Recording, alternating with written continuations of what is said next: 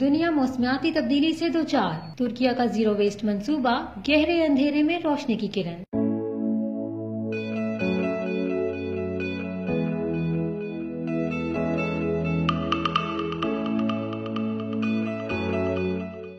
تیزی سے بڑھتی موسمیاتی تبدیلی کے پیش نظر ترکیہ کا اٹھایا گیا اہم اقدام زیرو ویسٹ پروگرام ایک امید کی کرن کی طرح ابھرا ہے۔ خاتون اول امینا اردوان کی سرپرستی میں شروع کیا گیا یہ پروگرام آلودگی اور موسمیاتی تبدیلی کو روکنے اور ویسٹ مٹیریل کو دوبارہ استعمال کرنے کے قابل بناتا ہے۔ زیرو ویسٹ کا منصوبہ ترکیہ اور دنیا بھر کے لیے ایک مثال ہے۔ خاتون اول امینا اردوان نے جولائی 2022 میں اپنے زیرو ویسٹ پروجیکٹ کے ساتھ موسمیاتی تبدیلیوں کے خلاف جنگ میں اہم کردار ادا کرنے پر دنیا کا پہلا climate and development leadership award حاصل کیا۔ اقوام متحدہ کی جنرل اسمبلی نے 14 دسمبر کو ترکیہ کی طرف سے پیش کردہ زیرو ویسٹ کے حوالے سے ایک قرارداد کو متفقہ طور پر منظور کیا، جس میں 30 مارچ کو بین الاقوامی زیرو ویسٹ کا دن قرار دیا گیا ہے۔